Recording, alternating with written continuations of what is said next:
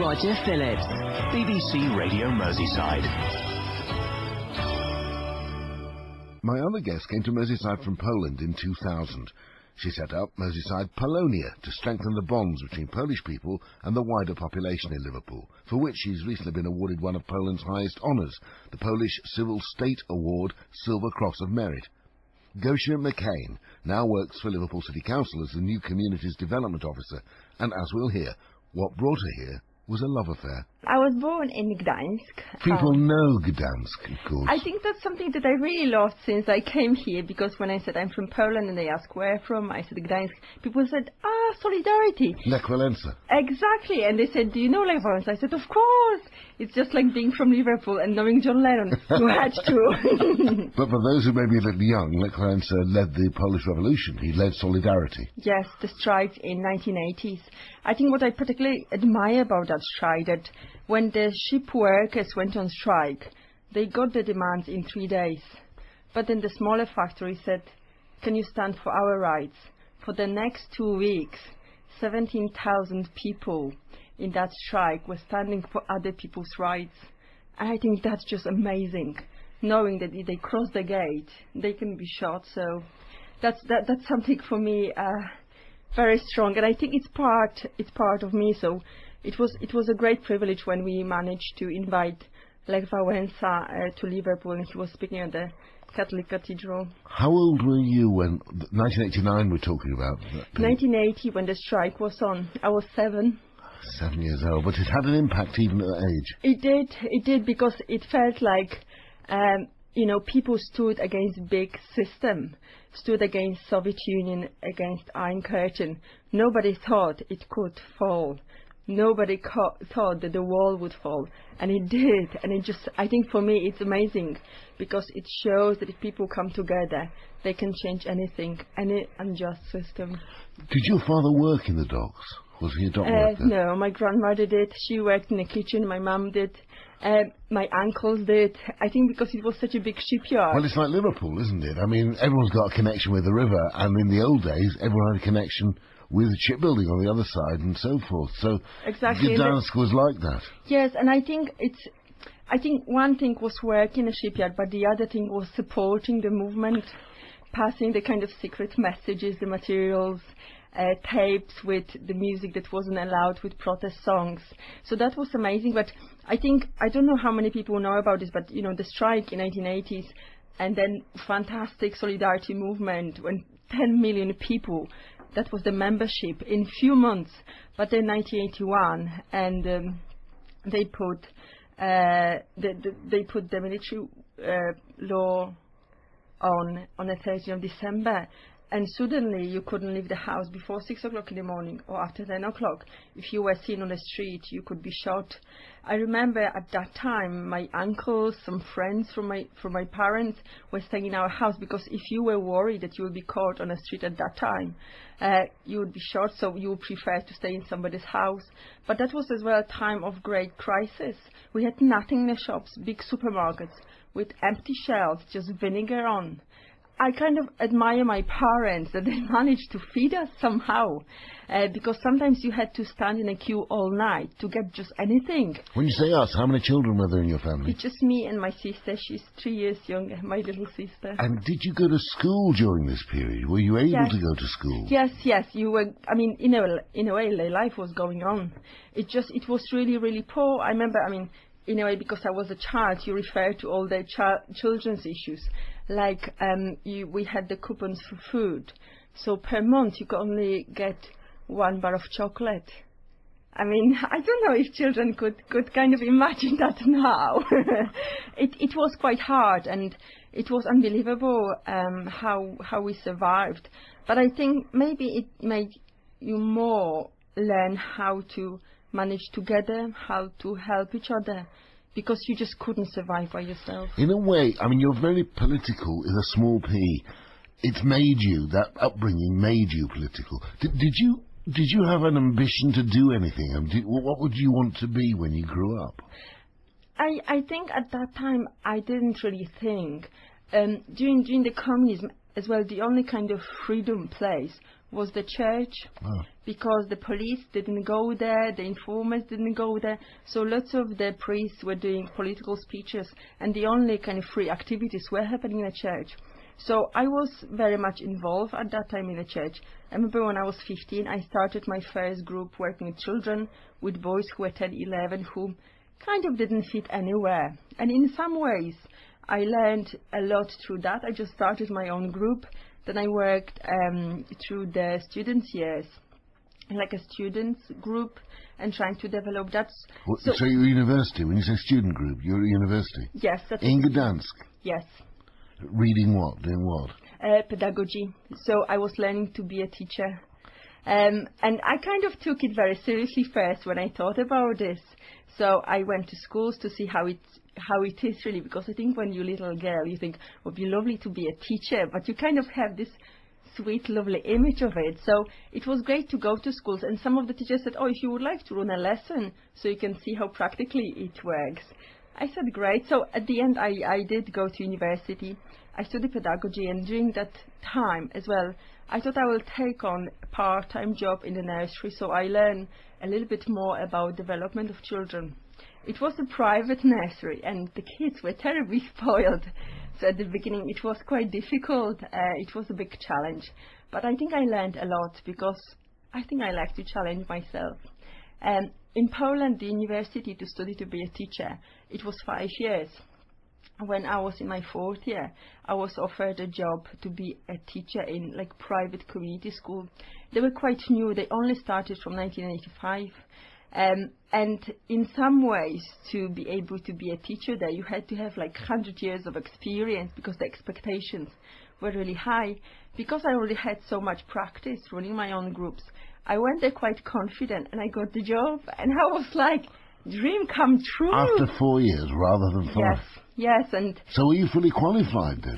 And that's the thing that I didn't really finish, because after 3 years of being a teacher, when I still didn't manage to finish my university, I was offered to be the head teacher of the school. No. So the whole department of education, young. had to meet to make a decision if I can really be the head teacher, because I didn't finish university at that time. But they agreed to that. So again, that was quite a challenge, but as well lots of good experience. So a head teacher of what? A primary school, secondary school? Of primary school, yeah. And how many children? I think there was 120. And how long were you a head teacher there? I was their head teacher for 2.5 years, because then I met George. So another big turn. Yes.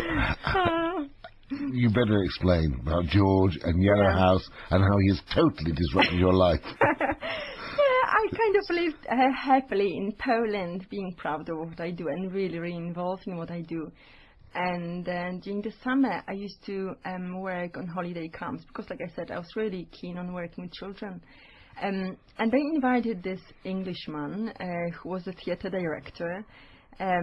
He came, we met on Friday, and on Saturday he asked me to marry him. That's extraordinary. So I just think, I think my life is full of surprises and full of amazing things. What amazes me is George, for those who don't know George is an everlasting hippie, I always think of him as. Long hair, beads, dresses marvellously, very excitingly, very colourfully. But you're not like that. You're really, you could be a head teacher. You're smart, well-dressed. You know what I mean? You're chalk and cheese in a way. I just think maybe that's what attracted us. Like I said, I was really keen on working with children.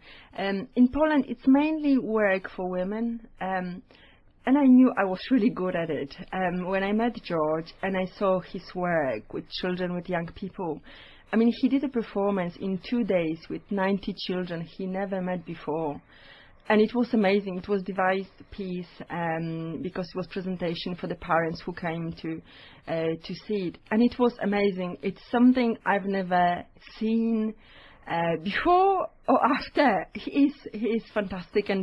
And to be honest, since I came here, I learned so much from him. And I think he's such a charismatic person who, regardless of what other people think, he tells the truth, and he tells what he believes in, and I think it's really brave in today's world. For those who don't know who George is, he's Gosia McKane. He runs Yellow House and has run it for as long as ever I can remember in this city, which really works with very deprived young people and gives them massive opportunities.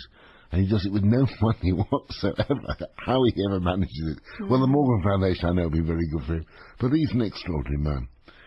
Now, did you realise that you were going to get married when he actually, or you told him to not be so silly? No, when he asked me to marry him, I said, yes, but not today. Because we had a performance ahead of us. So let's kind of, you know what I mean, kind of stop at this point and then plan the wedding after. But actually, I couldn't stop thinking about him. He, you know, after the camp, he went back home. I invited him to my school, because at the beginning of each year we had this like a special few days away with all the children and teachers, and he came. So that was like a surprise, and everybody was saying, yeah, we can see that you're in love. But at the beginning, you don't want really to name it, because you worry that magic will disappear. I came first to Liverpool to visit George in '99, and I think after that we realised that we can't be apart. But it meant you disrupting your life much more than he disrupting his life. I think Poland, it's not such an easy country. I think it's quite complicated, quite complex because of its history. I never thought I would leave Poland, because no matter how difficult it was, I understood how to be there. But I understood as well that it would be impossible for George to move, because it is quite a complicated country and you have to understand its history to understand its people. And I felt it may be easier for me to come here, because I knew English a little bit. I think when I got here I was a bit surprised. You might know English. Did you know Scouse? Yeah, that was a bit of a challenge. But I think it seems that love can change anything, and even Scouse into proper English. How did your parents react to this strange man? I think everybody was shocked when I told them. But when George came and met my family, we traveled to whole Poland to introduce him to my, uncles, cousins, even my great-grandmother. They just loved him, because he is such a people's person. He has so much love and affection for people. And I think people really recognize it straight away. I think particularly he linked really well with my young cousins about music, because George was very much involved in music business. So that was something really for them to talk about. When you came over here, you weren't able to teach, and you loved teaching. Exactly. That was a bit of a shock, because George had few grandchildren.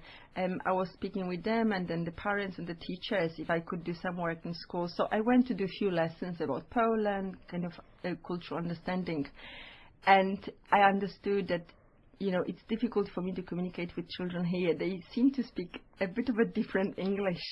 So I realized that that's not the way I could work in the future. So I tried to do other things, because George was very much involved in theatre. I thought there's no point me competing with him, but maybe to develop other skills.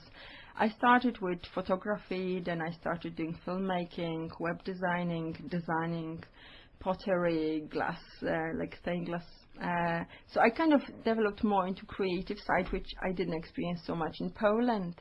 So again, that was really interesting, because I could do something totally different. I remember I was so proud at the 2004 biennial. We presented a feature-length film that we made with Yellow House about Dante and Beatrice, the Divine Comedy. That was amazing. What's interesting is all this new door that had opened up for you, this creative door, is very relevant to Yellow House. So it meant you could work with George doing that. And I think, I think that was really interesting, because we were together 24 hours. We were married, but as well working together. But I think as well what was fantastic, we could develop some ideas together. And I think when you're in close relation, you can be straight and honest with each other, which again, it's really, really important. And like I said, I developed something totally different that didn't exist in me before, and maybe in Yellow House. We did a great exhibition for 2007, Look Up Liverpool, presenting architectural details of Liverpool. And again, that went through my photography and then working with young people to show the appreciation of Liverpool. And of course the development, the links. I mean, Yellow House actually works all over in various countries, but there's such a strong link now with Poland. There is, and I think it was fantastic for me when we organised an exchange when the young people came to Poland, because I wanted them to like it, and they did. They were really overwhelmed. I think the first thing that really surprised them was the weather, because some of them even in summer came with big winter coats. And actually that summer was so hot that during the day we had to stay in a hotel and go to the beach at 6 o'clock in the evening, because then it was cool enough for them not to collapse. So that was really great, and we developed loads of links through the Solidarity Foundation, because there's still people from Solidarity who are in Gdańsk, who are still active, going through the way of strike. That was really touching, that was really moving, and I remember the strike leader, who was Jerzy Borowczak. He was 22 at the time, and he said when we started the strike, people said, "Oh, you just kids, it's a joke." So it kind of took them a while really to help people understand what the solidarity is about, to train people to be leaders. And I think that's one of the great achievements, because when I meet lots of high position people in Poland, the Premier and Prime Minister, the President of Poland, they came to solidarity movement. So there's something that happened during the solidarity that really created those great leaders. How did you come to get to know presidents and Lech Walesa and getting over here? How did that all happen? Because your parents were not influential, you were not influential. No, it's actually started because of the Polish community coming to Liverpool. Because when I came here in 2000... There weren't that many Poles here. No, then. I think I felt like the only one. Yeah, I'm the only Pole in Liverpool. Yeah. And I remember somebody was saying, "Are you from Poland? It's so exotic." I thought, I would never think Poland's an exotic country, but yeah, great. And I kind of thought I would live here happily ever after. But then suddenly the borders opened, Poland joined the European Union, and loads of Polish people came to Liverpool. I kind of understood that the local community felt a bit oppressed, because I felt a bit oppressed and I was Polish, but suddenly you could hear Polish voices everywhere. And I just thought there is a need to create that space where people kind of understand what's happening, when people can meet and share the stories. So in 2008, we started a project. It was called Merseyside Polonia, Meet Your Neighbours, because I felt that when I came to Liverpool, people were really nice to me, really interested of where I come from. And in a way, when there was so many Polish people coming, there wasn't space for that. So we wanted to create that space, and it happened. We introduced local services, a bit more about life in Liverpool and in England, but as well we introduced Poland to people in Liverpool, because I think still some people think Poland is a bit like the image after Second World War, grey with ruins. It's not, and I think in a way thanks to the cheap flights, more people travel and see the image in Poland the way it is now. So we started developing this project, and after 8 months the idea was just to finish it. But I met so many fantastic people, and we started being invited to festivals and events and to do presentations about Poland.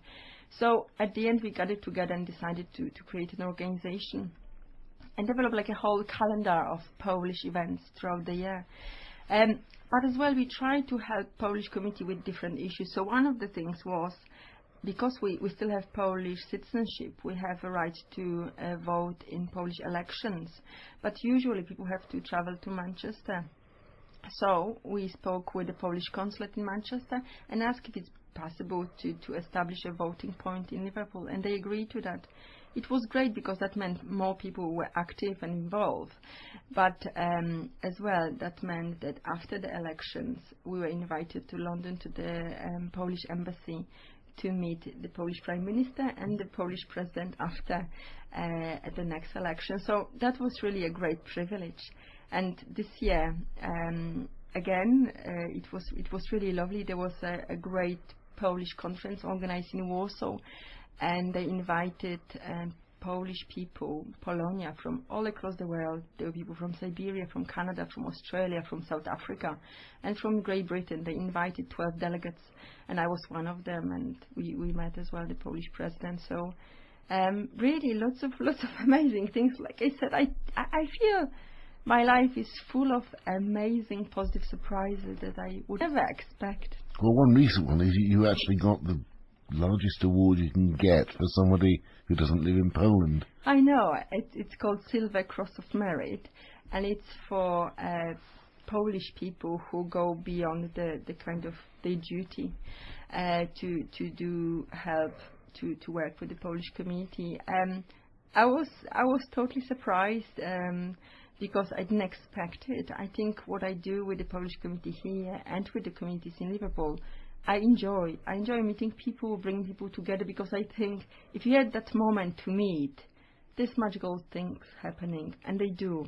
So I never thought that there's somebody kind of watching over me and seeing what I do and appreciating it. So that was a great privilege, and I think it was even more because I received it after a man who received a military cross for his participation in Warsaw Uprising. So I felt that there was an appreciation of what we do during the war, when we fight the Nazis, where we fight for freedom.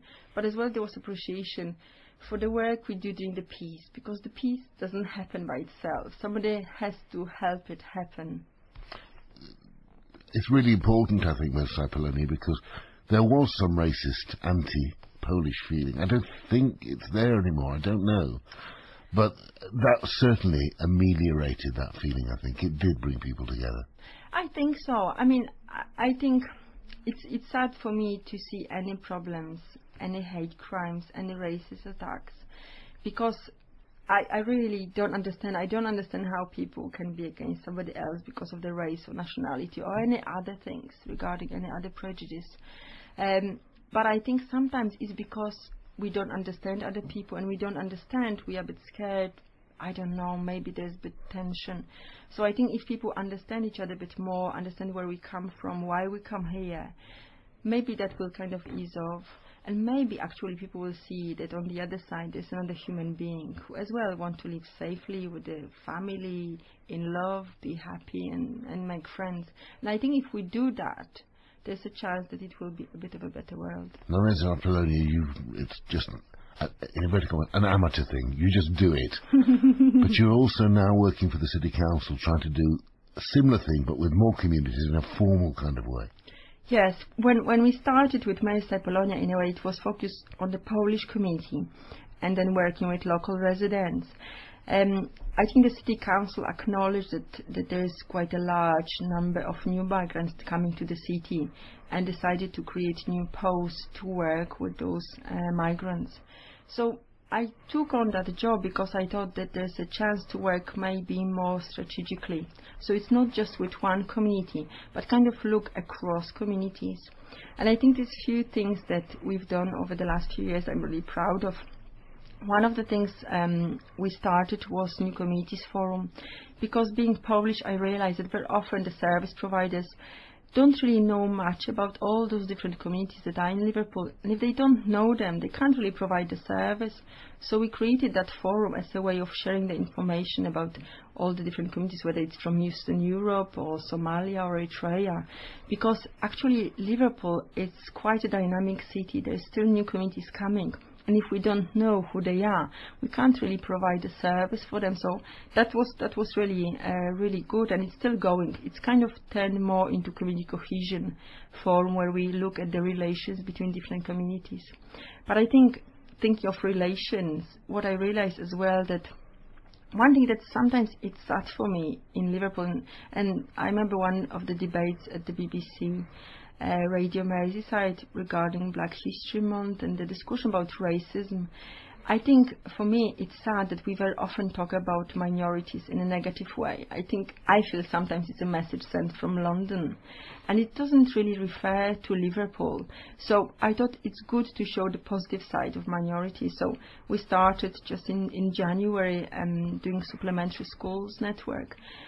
Because lots of the minorities, when they come here, they try to maintain the language, their culture, so they organize schools on Saturdays, Sundays or evenings, just to make sure that the children don't forget where their parents or they come from, their traditions. That develops languages, helps with people's attainment, so I think that's really good. Yes, I was speaking to somebody just this weekend, also formerly Polish. I mean, his parents are Polish, teacher out at Golborn in Wigan.